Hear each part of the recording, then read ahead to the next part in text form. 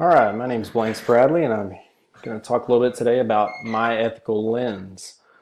We're really going to talk about three different things. We're going to talk about what shaped my lens. We're going to talk about what ethical theory I'm most strongly aligned with, and then we're going to talk about an ethical dilemma and how I would handle that personally.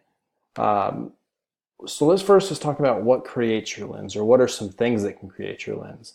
Things like culture can create your lens. So where you grew up, of course, me growing up here in East Texas is going to be a completely different culture and have different values than probably someone who grew up in maybe North Korea or maybe Canada or anywhere else, even New York. Family is something that can help shape and mold your ethical lens. You got the picture of the royal family down here, and what they do and their probably ethics are a little different, growing up in England and being of nobility, as opposed to me here, once again, in East Texas, growing up in a middle class family. Religion is something that can, of course, 100%, shape your lens. Christianity is probably one of, if not the number one thing in the entire world that consistently molds and creates people's ethics in general. And then you've got heroes. Of course, I got to have Superman fly in across the screen, but I joke about it. But Superman is someone that, on a daily basis, is shaping and molding the virtues of kids. In a positive way. He starts thinking about things like he's a guy that stands up for the little guy. He always does what's right. He's consistently shaping that, and so your heroes, imaginary or not.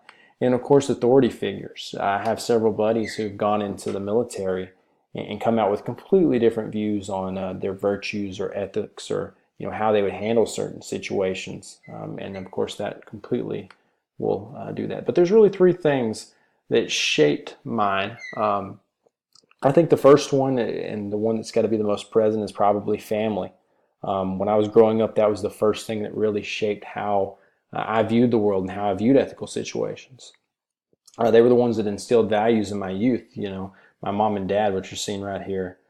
My dad was huge on honesty and integrity. Always doing the right thing and being truthful about it. And always having pride in your work and having pride in the things you do. And so the views I had growing up and even now are very much shaped by the way he raised me, my mom raised me.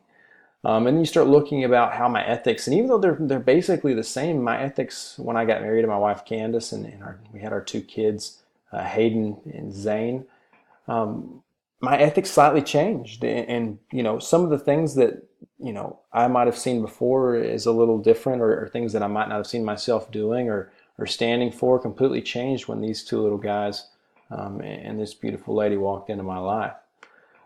Christianity was another thing that completely shaped my lens. Growing up, I was kind of a casual church goer. I'd go for, just with friends, and we'd go for a youth group and have a good time at Walnut Creek Baptist Church right here in Diana, Texas. If you've never been to Diana, Texas, it's tiny. And anyways, it was reinforced when I went to college at East Texas Baptist University. Go Tigers! I was still kind of a casual Christian, but it really started laying the groundwork of, these universal truths for me, and having a larger purpose than myself, and really having something I could go to. If I did have a question, or, maybe I didn't really know what to do in a certain situation, I had a baseline to go to and to start helping mold and create how I would handle situations. And then for me, Christianity is also important to me now because it sets a standard for my children. And so it completely shapes my lens. And then the last thing, of course, culture. And growing up in East Texas, we start having things like common courtesy. I think that's something that, even though it's not necessarily, maybe you can make the case it's not necessarily ethics, I think it is. And I think doing the right thing comes back to it. I think holding doors and saying sir and ma'am and having respect. I mean, I put authority figures and elders and women, but I think just having respect for everyone in general is an East Texas thing. I had a lady one time tell me when I worked for Chili's when I was at college that she was so excited to hear me call her ma'am, even though she's like, she said, it's not that I think I should be called ma'am. It's just the fact that I think it's respectful, and I'm from New York, and I don't hear that very often. And then I also learned things like hard work and no shortcuts to success. That really set the ethical barrier for me and started setting I say setting, but it's really started molding and shaping how I viewed how to do things and how to approach situations. And then you start looking even at my granddad and my dad growing up were huge John Wayne fans, and so I saw a lot of John Wayne movies. If you're a John Wayne fan, my favorite probably was McClintock. But I loved John Wayne just because John Wayne was not always the guy that was going to do what was necessarily right by the rules or by the law or by the standards of the community that was set. He was going to do what was right in the end. He was going to do what he knew was right. And so that moral compass really kind of transcended to me in doing what was right because it was a huge thing for me. What ethical theory best represents me? I'm giving you little hints right here. We've got Aristotle on the left, and then we got this quote, "A person's true character is revealed by what he does when no one's watching," on the right. I'll give you a second. You get it? I hope so, because it was virtue ethics. Sorry if you didn't. You get awarded 0 points. But that's all right. You'll get some points later on just because you're my professor, and I need points as well. But virtue ethics, of course, we did away with a lot of the pictures on this one just because I want the content to stand out a little more. But virtue ethics virtue ethics emphasize the idea that a virtuous character is all that's needed to arrive at a sound ethical judgment. It's rooted in the Greek works of Aristotle and Plato, and really the basis of it is doing things not based out of a sense of duty, but rather because our character determines it. So doing the right thing because our virtuous character or our ethics tell us that it's right. And that's really where it kind of diverges and starts kind of separating itself from several of the other theories. It's fundamentally linked to people's motives and intentions for doing the right thing, and not only to actions that may be deemed praiseworthy. So it's, like that says in a nutshell, it's wanting you to do things just because it's right, and not because you're going to get praised for it, or not because you're going to get punished for it, but because you know it's right. And so you're not necessarily doing it because you're bound by laws or rules or other people. Where my views with virtue ethics align, I think the biggest thing for me is just going to be that it's a character over duty system. I think that you and you doing the right thing because you know it's right is huge for me. I do think, and I'll talk about in a second, that duty has to have a slot, but I think that character 100% trumps it. And I think character in the end has to be the compass for you. It says virtuous character can consistently arrive at sound judgment. One of the biggest arguments against virtue ethics is they say that you can't consistently arrive at the same sound judgment over and over and over again if you're just using character is the way to do it. And I think that's completely wrong. I think if you're extremely sound in your character, and I think that you're very well based in what you're doing and what you believe, I think you can consistently arrive at the same judgment over and over. And then another thing that was really stood out to me was that it talks about businesses should resolve ethical problems with their virtues and values that represent their company. And I think this is huge, and we can talk about athletics, but the example I use is Chick-fil-A. I got this from Google. I Googled Chick-fil-A purpose, and it came up their corporate purpose was to glorify God by being a faithful steward of all that is entrusted to us, and have a positive influence on all who come into contact with Chick-fil-A. And if you're telling me that you cannot resolve ethical problems within your company with that purpose, that statement right there, then I think we have a big issue. I think if you're trying to solve ethical issues by glorifying God and then wanting to have a positive positive influence or impact on all that come into contact with Chick-fil-A, I think you can solve pretty much any problem ethically right there.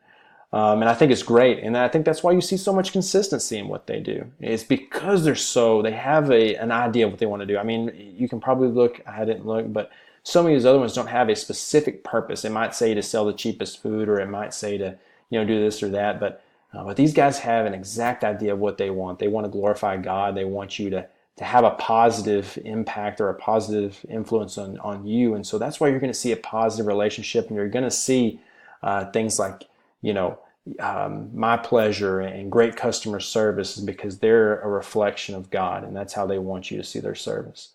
But where I don't align is I think that you have to have a slight sense of duty to some extent in what you're doing. I don't think that, I think whether that sense of duty is to your family, or whether that's to a religion, to God, or whatever, I think you have to have a slight sense of duty to go along with your character. Character still trumps it, but I think you have to have a sense of duty that bases you in it. And then I do think there are some universal truths. I think, once again, there has to be a baseline for everything. And it could have been something that shaped you early, and now your ethics are yours. But I think there are universal truths. And there was some spots where it said that there weren't really necessarily universal truths within virtue ethics. The ethical dilemma that I came up with is, of course, I love baseball. So I said, should I encourage my players to use performance-enhancing drugs when there's evidence that opposing teams are using them and that they're easily available? I really think there was three things that made me look through virtue ethics when I was trying to come up with a decision on this and how it would be looked at. And I said I had to look within myself rather than at the outside world for how this decision will affect my players and me. What do my personal virtues say about lying, cheating, and deceiving, and how will this affect me moving forward? So I was really trying to do an internal look. I want to see, I don't want to really necessarily look at the rules or the laws that say why we shouldn't do it. I want to see, what do I say, and how will this affect me moving forward? Will this decision, affect my virtues moving forward? Will it make it harder for me to make decisions moving forward? And then, of course, what are my personal virtues? Negative things about lying, cheating, and deceiving. We don't want to do any of those. But I wanted to look inside myself. And I think the final decision I came up with is I would completely discourage my players from using performance-enhancing drugs and make every attempt available to see that they don't do it. For me, even though I didn't come up with this, Tyler ISD, where I work, we do a drug testing policy where we test 10% of our kids randomly every 6 weeks. And I love it because we don't report to UIL, we don't report to authorities. There are some punishments based on it, but for us, it's a virtue thing. It's us wanting to help kids do the right thing and have a reason to say no. And we're trying our best to help impart those virtues on kids. But I think we have to make I would have to make every attempt available. And then instead, I would encourage them to find ways to get extra work, sharpen the skills, and in the end, work harder. So we're going to flip this into making it, instead of trying to take the easy way out, and we're going to do things that are hard. We're going to start building our character. We're not going to tear it down by taking a cheap, easy way out. We're going to build our character by working as hard as we can. And I like this quote, nobody cares, work harder, because nobody does. In the end, you just go put the work in and you do everything and you build you and you start building and shaping and molding your life, and you let everybody else worry about theirs. And then at the end, it says, in an attempt would also be made to contact the opposing coach to make sure that they're aware of the possibility of illegal drugs in their program. And that's not, once again, I wouldn't call someone at UIL, I wouldn't call someone at NCAA if that's where I was. For me, I would just know that if I had a kid or I had kids in my program that were using that kind of stuff, I would want to be made aware if for some reason he already hadn't. And then also, if I didn't say anything and I knew about it, or I thought that I might have known about it on down the line, I would try to do the right thing, because I know it would kill me inside if something happened to one of those kids and I didn't, do everything I could to try and help someone help them. And so those were really the final decisions I came to. And for me, I just think virtue ethics, I think the character-based system of it is really why I think I relate so much to it. Everything I do, I really try to do the right thing, and I try to do right by people, and not because society tells me to, but because I know, according to my ethics and my virtues and my standards, that it's the right thing to do. My references were chickfila.com. I got that straight from there, and then, of course, from the book. Thank you.